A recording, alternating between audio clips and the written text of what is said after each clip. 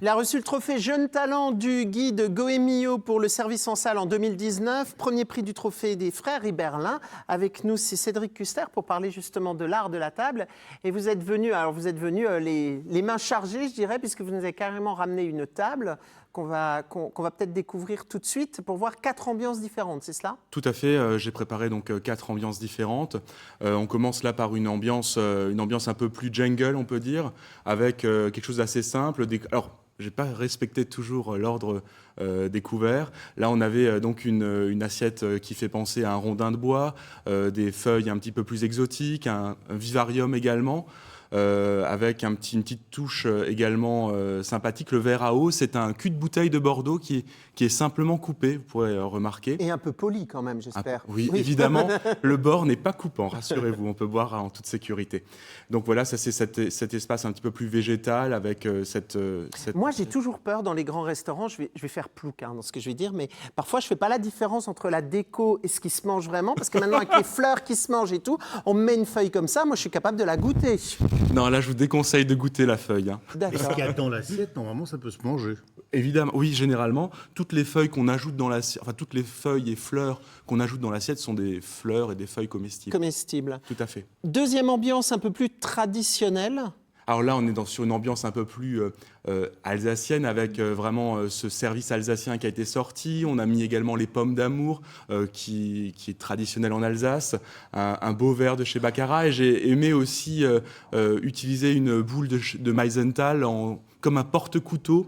C'est original. Ouais, ça. c'est en fait compte le Silex de Meisenthal qui a été édité, je crois, il y a quelques années, 5 ou 6 ans. Ça, c'est vraiment alors la présentation 100% locale. Ah oui, là c'est local, avec une petite chaise en bois aussi, petite chaise cœur en bois. J'ai ajouté aussi un petit tissu rouge et blanc sur l'assise de la chaise, qu'on verra peut-être un peu plus tard. On va découvrir alors la prochaine ambiance. Là, celle-là, c'est celle qui m'interroge le plus, je dois vous avouer. On va découvrir la prochaine assiette, notamment.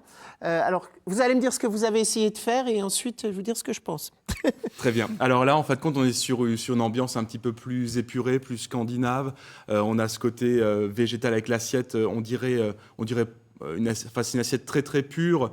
Comment on fait pour couper une assiette où il y a tellement de c'est quoi? Mais là, c'est l'assiette de présentation. Ah, d'accord. Mais oui, Je me suis dit, alors sur la petite feuille, en fin de compte, on peut y déposer une petite bouchée de démarrage. Ce sont des assiettes que l'on trouve au restaurant, à la casserole. Et en fin de compte, c'est l'assiette de présentation et on amène les mises en bouche que l'on dépose sur l'assiette. Et sur la pétale manquante, là, en haut à droite, il y a généralement une bouchée, ça peut être un toast de foie gras ou autre chose. Et ça permet un petit peu de faire vivre ces assiettes de présentation. J'ai une question de fainéant. Ça se lave comment, ce genre de choses? Au lave-vaisselle. Ah ouais, ça passe Ah au oui, lave-vaisselle. Et Il n'y a là, rien qui s'incruste. Parce que moi, même avec les assiettes plates, ça s'incruste. Alors, on me dit qu'avec ça, c'est pas possible. Non, ça c'est de la céramique. Céramique qui est fait par un artisan local, en plus, Clément Petitbon. Il est à Cronenbourg. Et c'est émaillé très légèrement. On a vraiment l'impression d'un biscuit, enfin d'une porcelaine type biscuit. Et c'est merveilleux. Ah oui, c'est très très joli. Du coup, c'est très pratique. Dernière ambiance qu'on va découvrir. Alors voilà, là, une ambiance un petit peu plus clinquante, avec un verre Baccarat avec un pied, un petit côté rouge.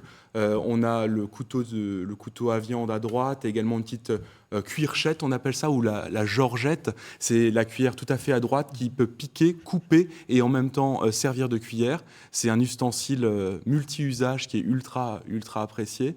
Un petit photophore également qui vient de chez notre ami qui représente la Fréma, également, de la Fréma, tout à fait, les métiers d'art, et une assiette très très épurée qui, elle, est en fin de compte moulée sur du papier journal. Ça fait quand même très très fête. La dernière présentation, je dirais que c'est très classe.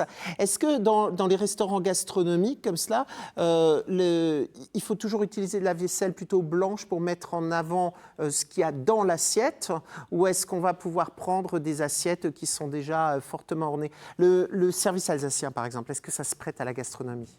Ça peut se prêter sur un plat très précis et sur par exemple, un élément qu'on voudrait revisiter.